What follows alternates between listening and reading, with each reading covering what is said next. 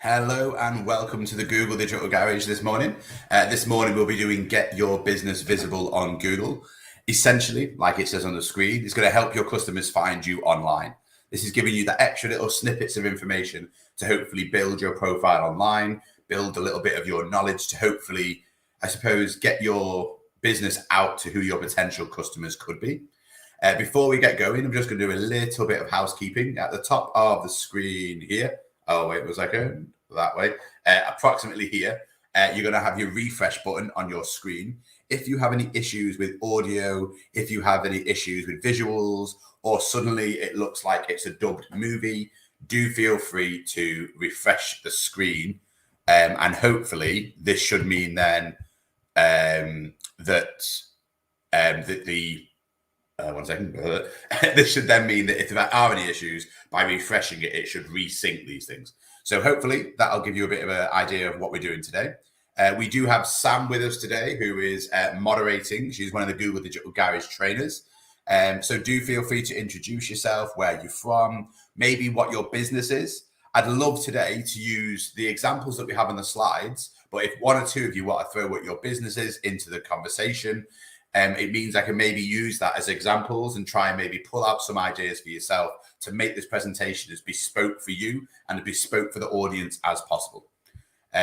My name is Joe Kelly Muldoon. I've been working on this project now for about 5 years. I was lucky enough to be part of the Manchester Digital Garage for 18 months. So I like to think I've got some knowledge behind this. I am my own mini agency, sort of hosting websites, doing social and ad campaigns. So I will try and drop as much of my knowledge in here to hopefully jump you over some hurdles that you may have come across, or ideas, or just blocks in ideas for that moment where you don't think quite straight. So how are we going to go through today's session? Today's session is going to be broken down into 3 bite-sizable chunks. The first one is going to be understand how customers find your business. So it's great that you've got an idea of what your business is, but essentially, if you don't find your customers, you don't understand how they actually find you, you're going to struggle to be able to drive more customers via that route. The next one is to build your presence on Google search and maps. So again, now we understand where they are and how they're searching for you. How can I put myself in my best position to find them? And then last of all, we now understand who they are. We understand what you're going to do. We've done the basics. What can we do to optimize your visibility on Google? What little tweaks, what additional tools can we use to give yourself the best opportunity to be found online? And not all of these are ridiculously complex. We want to break this down so you can understand it, and we're going to give you nice bite-sizable chunks to do this. Before we do get going, one amazing thing that we are offering here at the Google Digital Garage is any small business in the UK or charity. So this might be that you're here as a small business. It might be that you've got friends who have got small businesses. It might be that friends work with or work for charities. Either way, feel free to share this information. If you go to g.co/UK mentoring, you have an amazing opportunity to sit one-on-one with Google Digital Garage trainer and basically have a one-to-one mentoring about your business or charity. This could be on Google Ads, analytics, general website knowledge. There's loads of different categories. It takes a few minutes at best to sign up to this, and you'll have an option to have an hour one-to-one totally for free, which gives you an opportunity to push your business further forward. So do have a look at this. And if it's not for you, feel free to tell other people about it. And if you're a bit worried, should I do this? Shouldn't I do this? Give it a go, see how it goes. And hopefully you'll find it amazingly useful and an amazing tool to have a look at. And at the moment as well, if you do go on the Google Digital Garage website, there's a lot of face-to-face events happening around the country. There was one in Manchester last week. I think there's been one in Leeds. There's a few coming up, hopefully one in Sheffield. So do have a look online and see if these events are near you, because you're going to have face-to-face training, multiple sessions during the day, and mentorings. So if this is for you, you're certainly going to appreciate the physical events as well. So before we get going, we've had to understand really, well, why are we talking about this? Why is digital presence online so important? A simple way of looking at this is 3 out of 4 online customers will use a search engine to find your business. So what does this mean? Essentially, this means that they're using a tool that if you're not utilizing, you might not be found, You might not have an option to be found. So 2 things to consider. 1, if you have a website and you're not on Search Console at this point, do have a look at this. And if you're not sure what Search Console is and you're with Wix or you're with Squarespace or WordPress, simply add, how do I add Search Console to Wix? How do I add it to Squarespace? Once you've done that, it'll optimize and give you a far better chance of being found online. Additionally to this, 82% of users reportedly routinely conducting local mobile searches, but they don't just do normal searches, they do it on the mobile, smartphones. Why do you think they're talking about this? Because essentially you can do all the right things and optimize it for desktop, but approximately 5 years ago, don't quote me on the approximately, they changed the way that Google searches websites and did mobile first as its preference. Because at that point, the tipping point happened for when people were searching on mobile phones versus what people were searching for on desktops. But that then meant that if more people were searching on mobile phones, why would you scan and benchmark websites based on a desktop? So making sure that your desktop website, making sure that the things that you are creating are optimized for mobile so that it loads as quick as possible on mobile is fundamental. And making it accessible to these tools as well. So how do customers find you? A simple way of looking at this is doing this test. So if everybody here on their mobile phones, on their laptops, on their iPads, on their tablets, on their Pixels, whatever it is that you are on, how would you search for a pizza? So if you want to physically do that act now as you're watching this, personally, myself, I would go to my phone and I'd probably say pizza near me. But then if I'm feeling maybe I want something that's particularly good, I might not just put pizza near me. I might put stone-baked pizza near me. And then all of a sudden, the results start to change. And the reason we're doing this is because we have to consider, well, how do people search? For me, I use voice search, which links directly into a Google search, which brings up Google Maps listings, which brings up websites. Other people go straight to Google Maps. So out of curiosity, how did you all do that? Did you go to Google first? Did you go to a search engine? Did you go to Google Maps? Feel free to just type that in. Because one of the reasons we're doing this is because we need to sort of put ourselves in the shoes of our customers. So it means that we need to understand, well, how do you search for that product or service online? What factors help you decide which things to select? So these aren't just open-ended questions. What do you think? What factors, when you do a search, so I've just done that stone-baked pizza near me, I'm now looking at my phone and it comes up with pictures of local pizza restaurants. It's not got pictures of the restaurant, it's got pictures of the food. Underneath that, it's got a star rating. Next to that, the distance it is from my house, the options for how you can get it delivered. So all of a sudden, there's many things that could directly affect my decision of what to click on next. But the options that are definitely there, star rating, so you can see how popular it is. To me, if it's less than 3.5, I doesn't even get a seeing. And 3.5 would have to be a recommendation. And I'm hoping that something went wrong one day and they got a few bad reviews, because 3.5 is a bit dangerous for my liking. Do they have a website? I definitely check that out to see how legitimate they are as a business. Can you order online? Can you order directly through them? Do I have to go through Uber Eats, Deliveroo, Just Eat, Food Hub, whichever ones it is that you use? But all of these are factors that you will consider, sometimes subconsciously, sometimes consciously. Customer search journey online is essentially search, and whichever way that actually is. Then it's the decision. So then you have to make a decision based on all the information that we've just given them. Which means if you haven't optimized your content, if you haven't give yourself the best opportunity to be seen online with a website, with social media, with Google My Business, with Yelp, with TripAdvisor, with any other platform, well, what decision are they going to make? If you're not on there, you're not optimizing the chances of you being made. Then, once they're on it, how do they engage with it? So, for example, if they go to Google Maps, can they call you? Can they go to your website? What is your call to action? What is your buy my pizza now?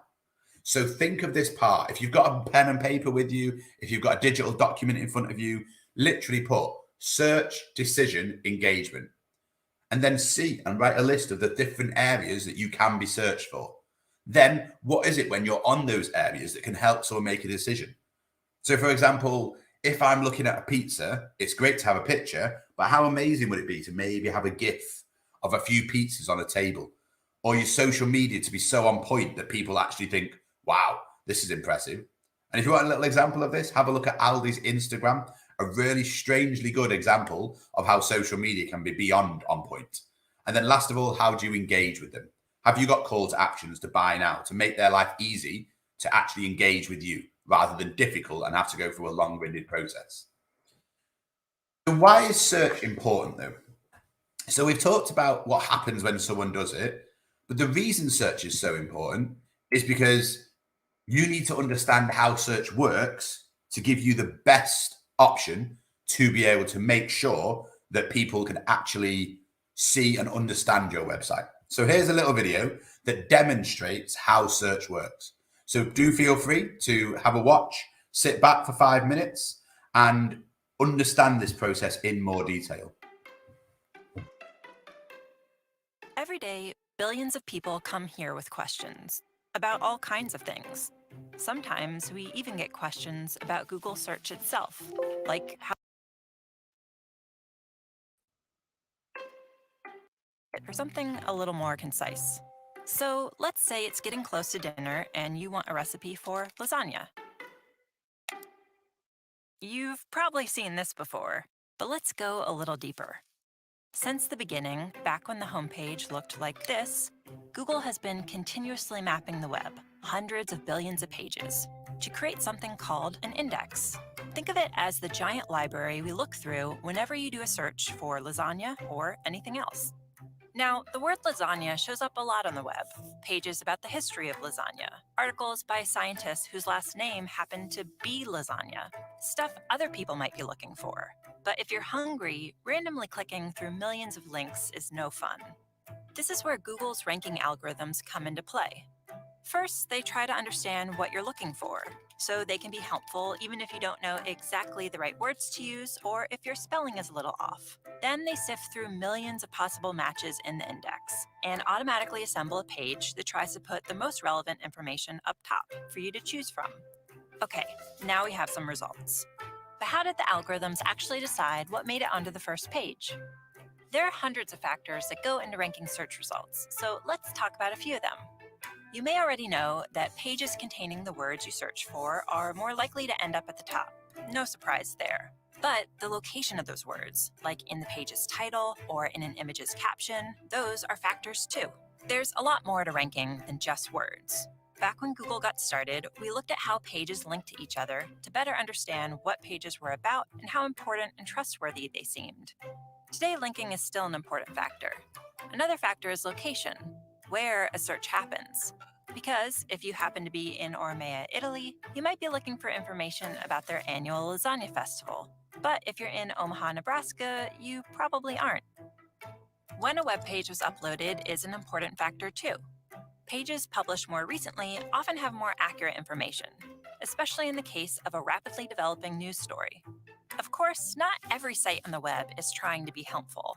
Just like with robocalls on your phone or spam in your email, there are a lot of sites that only exist to scam, and every day scammers upload millions more of them. So just because instantvirusdownload.net lists the words lasagna recipe 400 times, that doesn't mean it's going to help you make dinner. We spend a lot of time trying to stay one step ahead of tricks like these, making sure our algorithms can recognize scam sites and flag them before they make it to your search results page. So let's review. Billions of times a day, whenever someone searches for lasagna, or resume writing tips, or how to swaddle a baby, or anything else, Google software locates all the potentially relevant results on the web, removes all the spam, and ranks them based on hundreds of factors like keywords, links, location, and freshness. Okay, good time to take a breath. This last part is about how we make changes to search, and it's important. Since 1998, when Google went online, people seem to have found our results pretty helpful. But the web is always changing, and people are always searching for new things. In fact, 1 in every 7 searches is for something that's never been typed into the search box before by anyone, ever. So we're always working on updates to search, thousands every year. Which brings up a big question. How do we decide whether a change is making search more helpful? Well, one of the ways we evaluate potential updates to search is by asking people like you. Every day, thousands of search quality raters look at samples of search results side by side, then give feedback about the relevance and reliability of the information. To make sure those evaluations are consistent, the raters follow a list of search quality evaluator guidelines. Think of them as our publicly available guide to what makes a good result good. Oh, and one last thing to remember. We use responses from raters to evaluate changes, but they don't directly impact how search results are ranked. So there you have it. Every time you click search, our algorithms are analyzing the meaning of the words in your search, matching them to the content on the web, understanding what content is most likely to be helpful and reliable, and then automatically putting it all together in a neatly organized page designed to get you the info you need. All in, 0.81 seconds? Wow. Anyone else ready for dinner? Interested in learning more? We've got a whole website dedicated to how search works. Just click right here.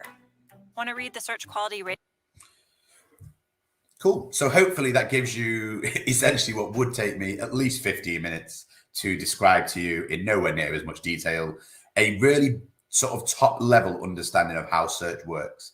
And hopefully this also then gives you an idea of why you need to write content on a semi-regular basis, why you need to talk and give website pages titles, headers, content, talking about it quite early on, why images can't just be called WhatsApp image 142224444.jpg.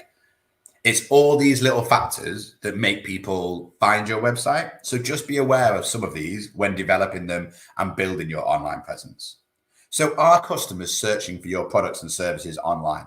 These are questions that a lot of people assume, a lot of people think about, but sometimes you need to know if people are actually doing this. So for example, plumbers. Plumbers near me. Are people actually searching for this in the United States, in the United Kingdom, in Ireland? All of a sudden, you can change the search criteria, type in what people are typing in, and then see the frequency of what people are typing in. So this means if you were selling wax flowers, or you made a new concept and you were selling, I don't know, wooden flowers, are people even searching for these things that you're creating? So a really good place to start on this is something called Google Trends. So Google Trends is an amazing tool that basically lets you see what people are typing in Google. By people typing these things in regularly, it then creates something called a trend. And then you can see how this spike happens. So a really good example of this is people often say to me, when should I start doing my Christmas advertising? Find out. Go to Google, go to trends.google.com. Literally, where it's got plumber near me, type in Christmas. And I imagine some of you will be surprised to know that that spike, not a spike quite as spiked as this, but definitely a curve starts to go up, and it starts in June. So you might think, wow, that's a bit early. But again, getting this idea in early means you can plan for it, means you can do some basic campaigns. Maybe you could do something where you pay it off over 6 months. Maybe you pay it off over 4 months. But it then means that you're starting to think about some of the problems that people have around Christmas, is that Christmas is quite expensive. But now you know when people are starting to search, means you can now start to put plans and ideas into action to hopefully drive up those sales early on so that you're not as insanely busy towards Christmas. So start to think. Google Trends is a really good way of just working out, A, what is popular, B, maybe what words you should use. So for example, in America, they use the word Wellington, welly boots and rain boots. When in England, we say wellies or Wellington boots, or welly bobs is even an option that's on there. But if you're trying to sell them and you've come from the United States trying to sell welly bobs or rain boots, and you put that in as your main title for your products, people in the UK don't use that word.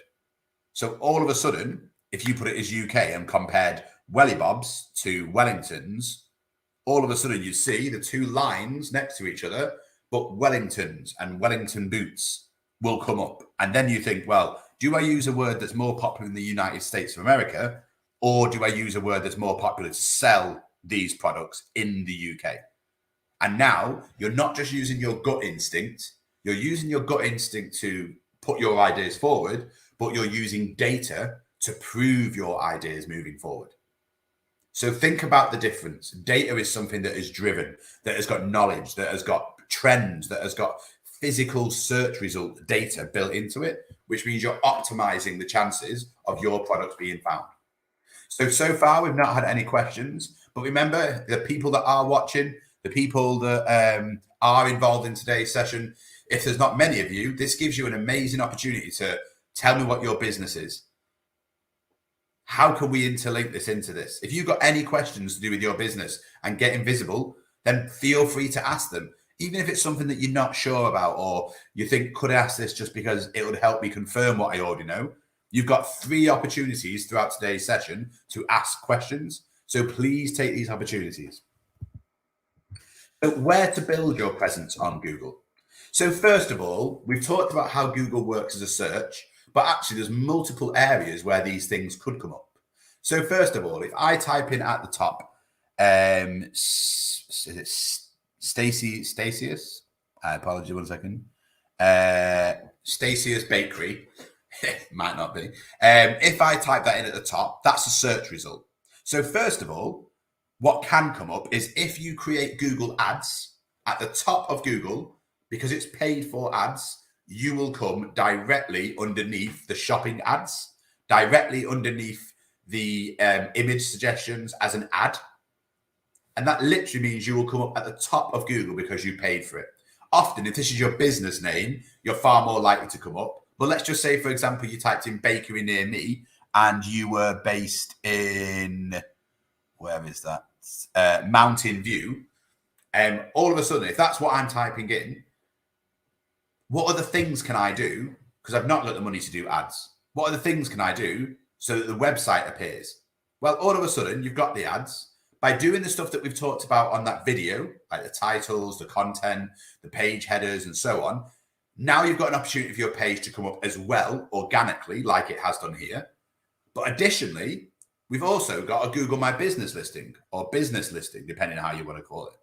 But all of a sudden, this now means that if you've got an ad, a website that you've created well, and you've got a Google My Business listing, and someone is actually looking for your business, it's very, very, very unlikely that they're not going to see you. Because literally, you are taking up most of the real estate on the homepage of Google once you hit the search results. So starting to think about this means that you've optimized the chances of you being seen inside search. And please do the same for Bing as well. You've got Bing Business, and you can even link your listings from Google into Bing. Because remember, Google is not the only search engine. A lot of people do forget that. But remember that the more presence you have online, the more you're optimized to be able to be seen.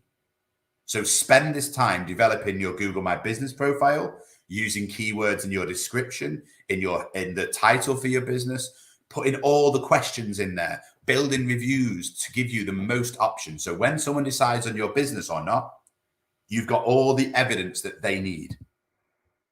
So the 3 areas that we're going to have a look at here is organic search, business listing, and paid search. And as I've just said, we just go through these, spending the time to understand which one you need to spend time on.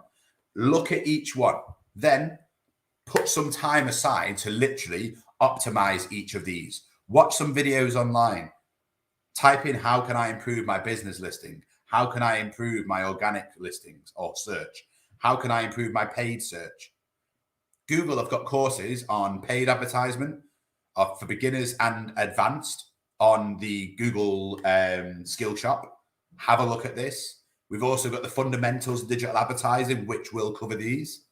Watch videos about Google business listings. There's loads of videos available online. Google have done videos as well. Spend time developing these. So for search engine optimization, to optimize the search engine. So optimization is the practice of increasing the quantity and quality of traffic to your website through organic search engine results. So what does this mean? We talked a minute ago about using Google Trends, and this is doing something called keyword research.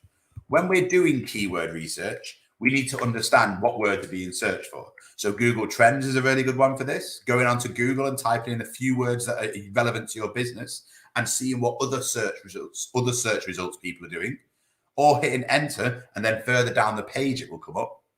But once you understand what search results you are doing, you can then make content using these words: blogs, products, wordings on your homepage, wordings on your contact about us page, so that you're creating and publishing useful, not just nonsense content, high quality content, which means you spent time developing it to make sure this is what people actually want. And make your website search friendly by spending your time optimizing the titles, spending your time making sure that the headers have got relevant keywords in it as well. So first of all, we need to understand the next level of keywords is the intent. If you're just doing some search on Google, and you'll know this from your own personal searching, if I'm typing in trainers, I'm quite early on my journey. I'm like, you know what? I could do with some trainers. They're not too white anymore. I could clean them up. I might clean them up, but I'm going to just do a little bit of searching to see what's out there. So you type in trainers, you might type in shoes for nurses, trail running shoes, comfortable shoes, but we've not got any deeper. But to start to understand what people are typing in when they have intent, which is to buy, they've gone past that basic research stage. They're now typing in best running trainers for flat feet, durable shoes for nurses, best trail running shoes for winter. So all of a sudden, these are classic content. This is something that you could write content around because people are going to type this into Google. And this now means that if they come to your website to read your blog about the best running trainers for flat feet, what does that mean? They see you as a point of reference. They see you as an authority in this area. They're reading your blog, they're clicking through it.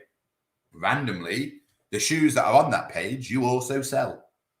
So when you're suggesting different ones for flat feet, for high arches, for insteps, for support for your feet, for tight laces, for waterproof, whichever one it is, you might put all the different options with links to your website. Buy now, find out more. All of a sudden it links to your page and then they buy now because you've gone, what are people searching for? Because you spent time understanding user intent. You wrote content around what users are looking for and you provide the actual item that people are looking for. So spend that time developing content, because if you spend time developing content for your users will spend time reading the content that you have developed for them because you are useful. They'll save that page. They'll share that page to demonstrate that you understand what they're looking for. You are the answer to their question.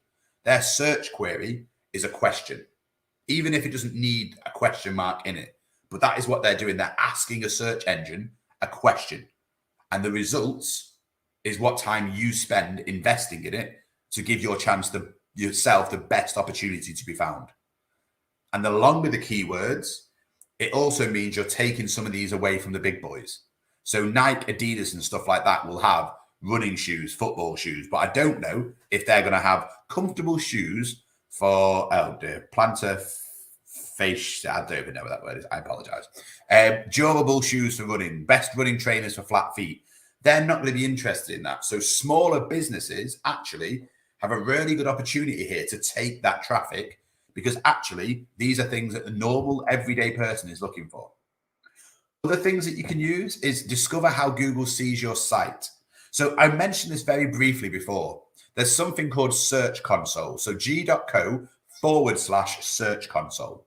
Essentially what this is a link to your site that basically gives you direct feedback around what is your site doing. How well is your site doing? So your site will appear on average as 4.4 on the position on Google. So that means 4 blocks down and it goes between 4 and 5, up, down, up, down, up, down. It might be first, second, fifth, sixth, and the average might be 4.4. But basically 4.4 position. Out of everyone seeing this, the average amount of people that click through to your site is 2.4%. So here we can see we've had a total of 124 clicks, which means on the basis of, I suppose, simple maths, if you add another, so 100 onto that, so if that was 100% of people, that means that 2.4% of people of, I think, 12,400 people have clicked on your site. But that then means that if you get 20,000 people, 30,000 people, you're still going to get the same average of click-through rate generally, which means your results will go up. So the more that you create content and better content, you're going to drive more people to find you. The more you optimize your website and the more you optimize the metadata on your homepage, for example, or the pages that people are searching for, you might then increase the average click-through rate. But the main thing is here is that it tells you how many people have clicked on your site, how many people have seen your site, the average amount of people that actually go to your site, and the position that you're in. And now you can go, is this good enough? What can I do to see what other people are searching for? So below that, it then has what queries people have actually searched to find you. So see what keywords bring up your webpage. Digital upskilling, digital training London, digital training. So then the question is, do we want more people like this to find your site? So do we then create more content with these words as headers, these words as subheaders? If there's other words that you want to be found for, but you're not getting a lot of traffic for them, build more content around these words. This is literally telling you the answers. What you ask the question of is, how are people finding me? Boom. What pages are the most popular? Boom. The countries that people are coming from. If you've got like 1,000 people a day and 800 of them are from the United States and you're delivering trainers, but you only deliver to the UK, all of a sudden you've got more information than you had when we started this conversation. What are you going to do? Surely you're going to start looking into options for delivering trainers to the US. So what this does is gives you more information than you already have. You link this, it takes 2 minutes. Go to YouTube, watch some videos on it. It literally can take 2 minutes once you've done it once or twice, 10, 15, at tops half an hour if you're struggling. But there's enough videos out there to help you. But all of a sudden, this now means you've got information on your site that you didn't have before. It also treats it a little bit like a doctor and tells you errors and problems with your site so that you don't get punished later on because you haven't fixed these. It'll email you and has an entire section around this. The next thing we need to consider is local SEO. It's all about increasing search visibility, businesses that serve their communities face to face. So we need to build and increase our visibility. So how can we do this? So first of all, if you go to search and you type in a business name, it will come up with a business listing. It will come up with a Google Maps listing. So if you go to either of these two things, whether it be the little search box on your home screen, whether it be Safari, whether it be Chrome, whether it be Firefox, any browser and Google, you will come up with a little business profile. If you type in a business or possibly even the product or service that that business sell. Then all of a sudden, once you've got this, this will help your users make a decision about your business. So you can see straight away, this one here for Rachel's Kitchen has got call, directions, share, website, the address, what time they're open. They've got a menu. They've got reviews, even got reviews from Facebook. So this is great. They've got 4.5 with 17 reviews, which to me is enough reviews to be a trustworthy option. But all they've done is go onto Google, type in Google My Business, and be able to do this. So this is how simple this literally is. So one, download the app and sign in to business.google.com. So the app just means you can do it on your phone. But in the meantime, they're trying to push this more to web-based. So just go to business.google.com. Genuinely, anybody can do this. If you can write a Word document, if you can write a Google Doc, if you can send an email, this just tells you the titles and you fill it in. So business.google.com. Feel free to make a note. Add your business. This will be the name of your business, the location of your business. It will need an address. And if you are, say, a freelancer or a service provider, you have to put an address to get validated. And it sends something in the post, but it's not public until you want it to be. They'll send you a little thing in the post. You type in that number, and then you can turn off your location and just serve an area. So, for example, like a PT doesn't need a location, but they could serve Manchester. So you add your selected information to your business. Once you've done this, it will then have it populate in the Google My Business listing. You might want to add images. You might want to add videos. You might want to add who your staff are. You might want to put the name of the picture as something logical as well. All of a sudden, once you've entered all this information and you've verified your listing, you can now show people that you're active. So how does one show that they're active? So there's an entire section called Update Your Business Info. So it literally means that you can go plus and do a post around, it's coming up to Christmas. I'm really excited as Rachel's Kitchen. We've got basic Christmas cakes. We've got little cupcakes. We've got gingerbread men with Santa hats on. Click here to find out more. Anybody that comes in the next 2 days and says ho, ho, ho, as they order their food gets 20% off. All of a sudden, you're giving people business updates. You're showing that you're active. And when you look at a business that has 2 reviews, has not posted anything for 6 months, versus a business with 25 reviews, where you've been actively driving people to leave reviews, where you've been actively posting content that people are engaging with, this is going to help people make this decision. And what did we talk about before? What makes you make a decision? What makes you type in something into search and then choose that restaurant, choose that business? So update your business information as often as possible. For example, when it comes up to holidays, bank holidays, Christmas, Eid, Hanukkah, whatever, if you're off because, God forbid you decide to actually have a holiday and give yourself a break, update your customers. If you're shut over Christmas, don't just leave the defaults on. You're open 9 to 5, Monday to Friday. What if Friday is Christmas Day? People go along and think, oh, it's still open. I really could do with a cheeky cake, so I forgot to get it. You get there, it's closed. They get a bad experience. They might leave you a review. They might tell their friends, oh, the place was shut around the corner. Don't go there. So keep your business information up to date. Add photos of your business round the year. A classic example of this was when I was in Wales once. We were around Christmas time and we fancied an afternoon tea. I typed in afternoon tea near me. There was a gorgeous hotel doing Christmas afternoon tea, all red, all having the options for, to be able to have mulled wine, to be able to have Christmas cake, to be able to have a turkey option with your meal, turkey sandwiches, cranberry. I was well happy with myself. So I literally went there. About 3 years later, I went back, and whoever was on it at that point had optimized and put updates about Christmas afternoon tea. But then the problem was, when I went back 3 years later, it was summer. I was like, I wouldn't mind an afternoon tea in this area. Might go to the same place, might not. Went onto the Google My Business. It was the same pictures from 3 years ago at Christmas in the middle of the summer. They do different afternoon teas as the years go on. Fresh ingredients, summer fruits. But their Google My Business just said Christmas from 3 years ago. And I actively didn't choose that option because I think that's not a great way of demonstrating professionalism. So demonstrate what your business is as the seasons change, as the times change, even as trends change in the real world. For example, trainers, there used to be Heelys everywhere. Now they're not as much. You might have put them on your Google My Business, Heely offer now, but where now it might be night trainers, it might be Crocs that have the option to click Lego onto them. Do virtual tours of your business. So if you're a business that's quite big, maybe you're an entertainment business, maybe you're a location like a rugby club, could you put videos on there? Could you upload 360s so people can literally put their phones and walk around the room?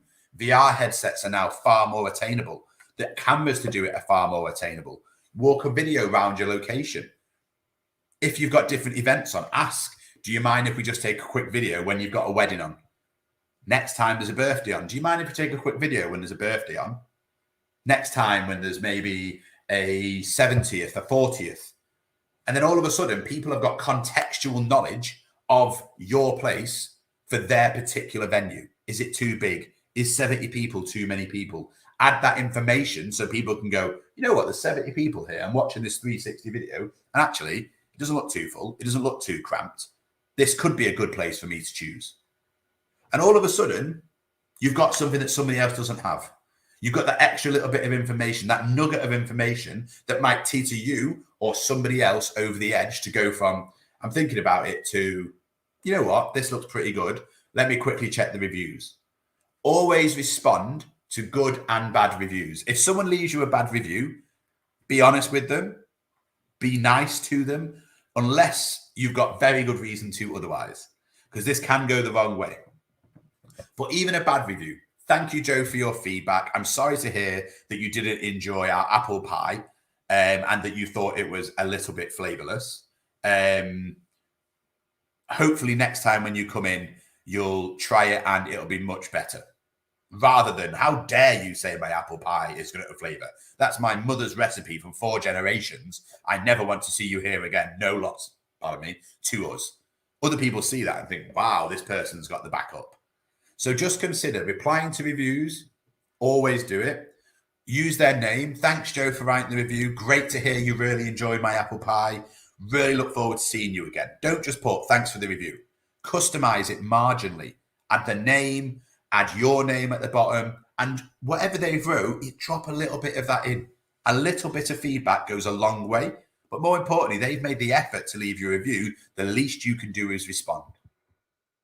So search engine marketing is the next one. So using paid advertising ensures that your business or product or service are visible to the search engine results page. So you might not always come up organically. You might not have a Google My Business listing. There could be other Google business listings that come higher up than yours. But having search engine marketing is not a guarantee to have you at the top, but you're increasing the chances of coming at the top based around many factors. So first of all, where do search ads appear? So search ads appear at the top section on the Google homepage. You've also got search ads in the products, so you can see what other people are doing. Have a look at theirs. See, can you drop the same information? Search ads will appear where you want them to appear, where the options are to appear. So for example, top of Google in the product section, you can then make sure that you get noticed. So how do you do this? If you create a search campaign, go to Google Ads. So go to Google and literally type in Google Ads. You then pick the keywords that are relevant to what you want people to find your business for. And then you write a compelling argument for people to be able to actually find it. So for example, if you're selling, what was it she was selling? Rachel's cake. So birthday cake in Manchester, birthday cake in Sale, Manchester. You would write an ad saying birthday cake in Sale, Manchester. And then the argument for it, so the compelling write-up might be the freshest birthday cake in Manchester, delivered to your door within 24 hours, vegan-friendly, vegetarian-friendly, but no compromise on flavour. And all of a sudden, you're covering a bit of a catch-all there. Or if someone types in vegan cakes in Manchester, vegan cakes, perfect for all of your friends who don't know the difference between this and a non-vegan cake. All occasions and birthdays covered. Look forward to making your design to add to our portfolio. All of a sudden, you've got a compelling argument. You've got the word vegan in the search. You've got the word vegan in the title of the search. You've got the word vegan in the words trying to persuade you to do it. You go to Google and type in pretty much anything. You'll see the ads come up. You usually see your keyword in the title and you'll see the keyword in the description, because otherwise, why would you click on that? And again, remember that Google Skillshop has got the option to do the intermediate and beginner ads. Please do this. The other day, we had someone who was in the Manchester event who had done ads, spent quite a lot of money on it, but had learned quite organically himself. When he would have really have benefited from just doing a little bit of training so that they understood how the different sections of the ads work. And remember, once you've got the compelling argument, you choose what page that lands on as well.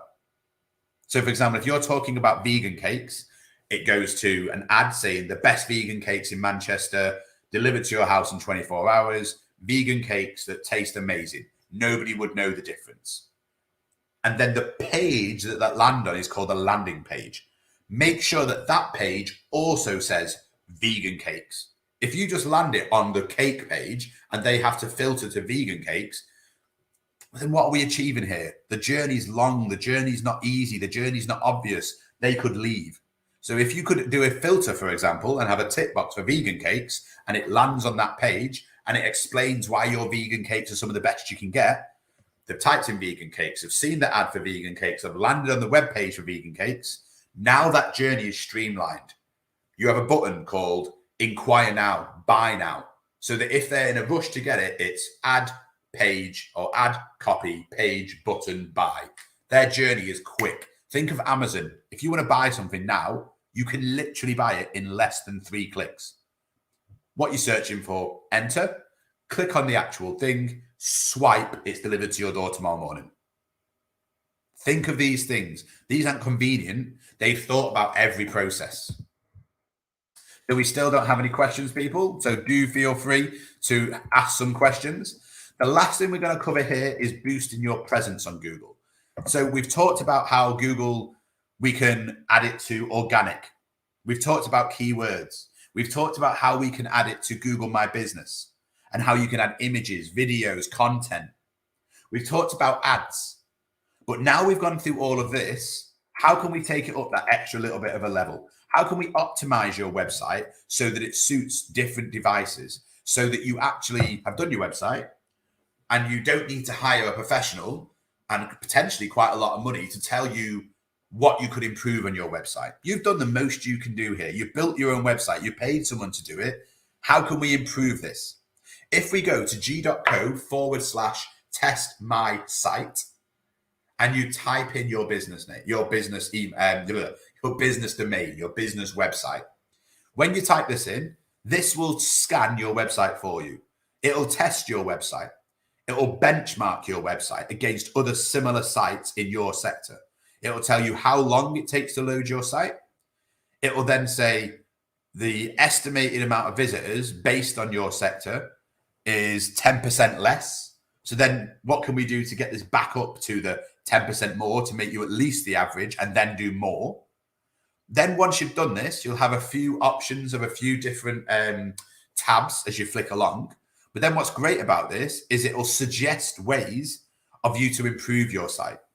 So for example, the option 2 here is leverage caching.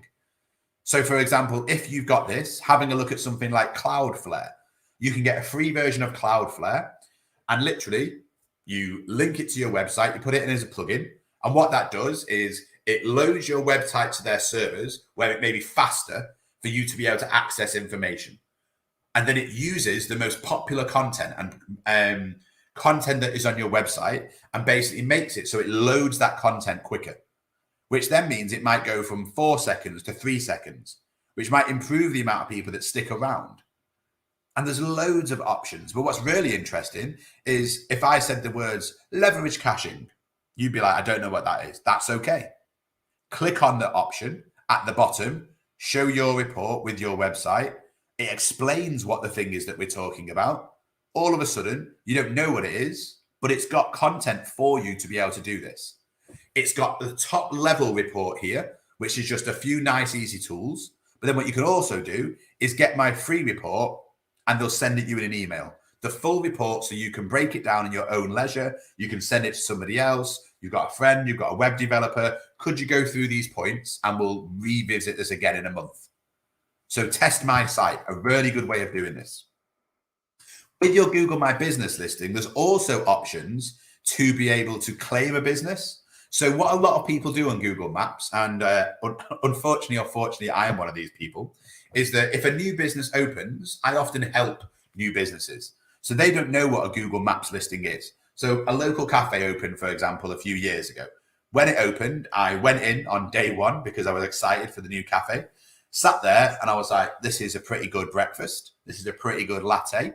And I was like, but it's right near me. Does anybody else know about this? Let me just check Google. And they hadn't added it to Google. So while I was sat there having my latte and having my sausage bar, or sausage roll, I think it was at that point, like a baguette, I just went onto Google, tapped on where it was, add business, and I got the menu and I added a picture of the menu, added the location, took a picture of their logo, took a picture of the shop from the back, from outside, inside the shop, the front, downstairs, uploaded it. And then I know within a few days, because it was new to open, there was a couple of hundred people had seen that. There's a local Chinese near me where 45,000 plus people have seen a picture that I uploaded in the business that I uploaded, because they still haven't claimed it. But what's cool about this is that if you do own that location or you're helping that business, just because you're nice, they can go claim this business. It will then send a postcard to that address. They can then type that in and then verify that they own it, and you've done a nice deed. But at the same time, it just means that if someone else has done this, you can claim it and then edit these credentials and keep it up to date. Or you just make your listing yourself, edit the details, add the photos, respond to reviews, and even add managers to share the load. So say, for example, stereotypically, maybe you've got a crochet business and you've got a son who's more IT savvy, or daughter. You could add them as a manager and they can do updates. They can update your business. They can add pictures. The people in the shop might want to say, you've got access to this. So every day or every week, feel free to upload the special onto the website.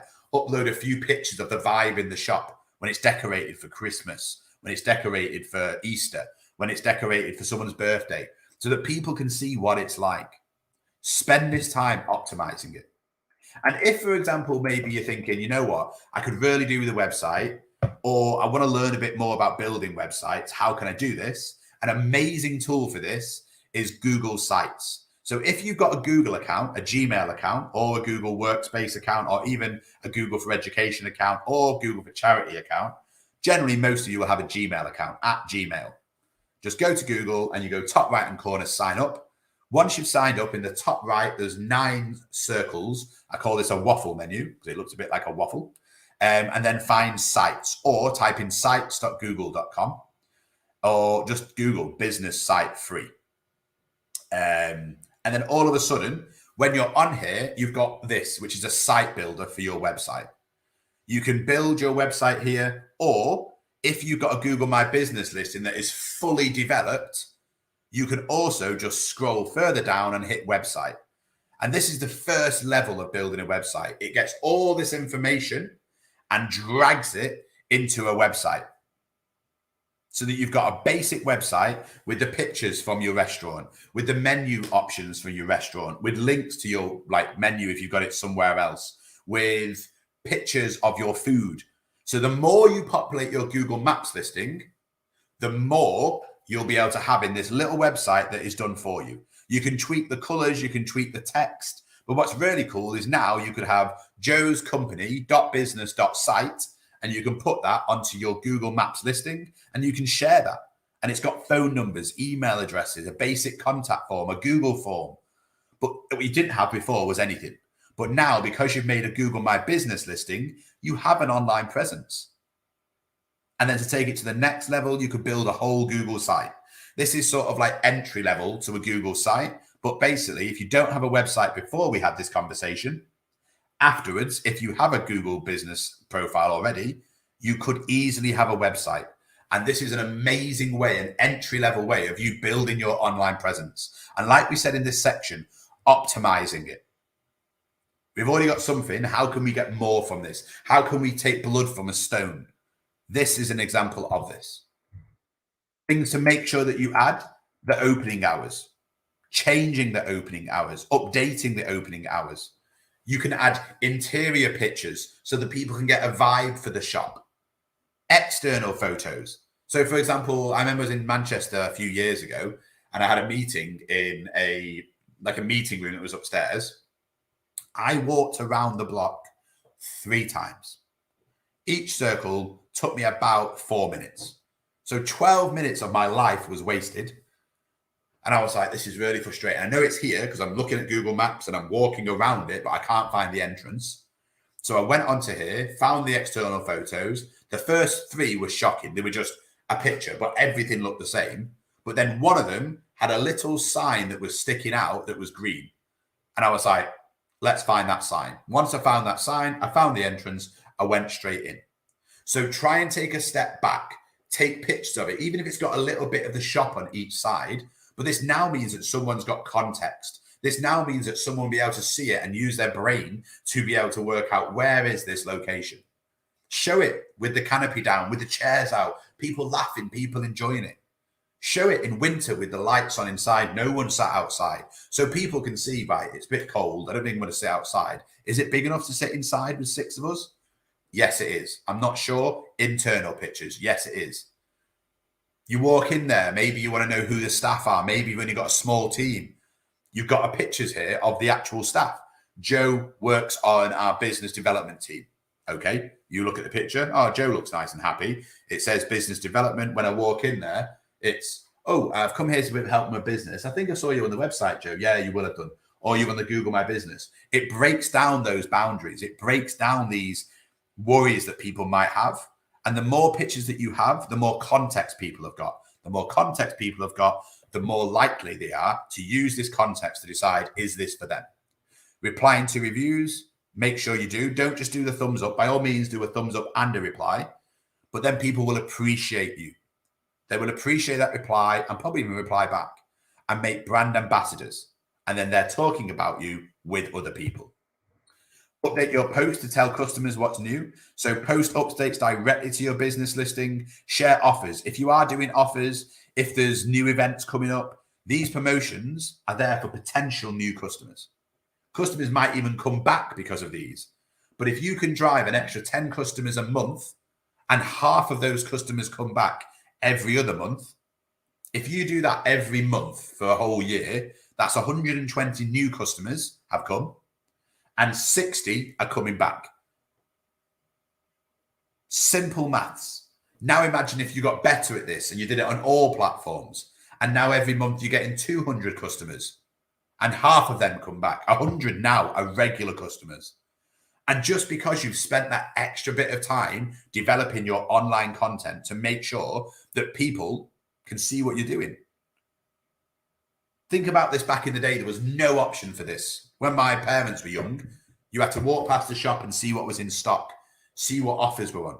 Now, you can decide, do I want to go there, or do I want to go there, or do I want to go there? Let me make my mind up. How? Pictures, reviews, images, websites, feedback, videos, engaging content, because people want this. And then you can also get insights. So by doing this, you'll get data. So data gives you the option to go, right, how many people have directly typed in my business name? How many people have found me by typing in cakes near me? And then they've seen me online. How many people have rang me this month? How many people have been to my business listing? If you've got 1,000 people going to your business listing a month and nobody is ringing, nobody is going through to your website, why? Take that step back and look at it and go, maybe I need to improve it. Maybe I need to update it. I've not touched it for 6 years. Maybe that's why, because people have seen that you've got upgrade your Ford Fiesta. That I don't know the models are. Ford Fiesta, they look at the picture and it's the model from 7 years ago. All of a sudden, well, that's the old model. I've got a new one, or that car's not been on the road for 10 years. It's a bit boxy. We're talking about Teslas now. Have you got what electric points for options? Have you got electric hookups? Have you got the option to upgrade catalytic converters? Have you got the option to install contact-free charging, wire-free charging, wireless charging, I suppose. All of a sudden, these are all things that are now, which means that if you've not updated these on your business list and or website, you're not keeping up to date with the trends. So have we got any last questions towards the end? So far, I don't think we have. Hopefully, this has given you a really good understanding of how you can optimize your business listings, how you can get more visible on Google, and hopefully as well, give you an idea of things that you can do to be able to help yourself develop and help your business grow. And remember, one thing you can do, and I'd recommend this order particularly, is do the things that we've just talked about. Update your Google My Business listing. Build yourself a little website. Build yourself the foundations if you've not already done this. Then, or just book on now for g.co/UK mentoring, but jump over all the hurdles until you get to a wall that's just too big to jump over. So that when you arrive at that mentoring, you're not asking the basic questions that you can probably work out yourself with a bit of YouTube help. You've got to something going, you know what, I've done all of this. How can I do this bit? How can I make a contact form in a Google site? How can I use a Google form? How do I use Facebook to help me drive traffic? Now you've done all the basics and you're talking about the next level up as opposed to the base level off the bat. So have a look at g.co/UK mentoring. If you've enjoyed today's session, if you've not enjoyed today's session, if you thought there's things that you could improve, like your business, ask for feedback. My name was Joe. Sam was the moderator today. Go to goo.gul/digital garage feedback and leave us some feedback. Hopefully you've really enjoyed today's session. I've enjoyed delivering it. We'll hopefully see you again at the Digital Garage. And remember, if you want to share some of this content online, tell your friends and family about it. #Digital Garage and let other people see the work that we're doing. Charities, small businesses, the mentorings, just watching this content online is perfect for these small businesses and charities, or just for you to upgrade your knowledge. Thank you so much, everyone. Have a good day. And thank you from the Google Digital Garage. Bye.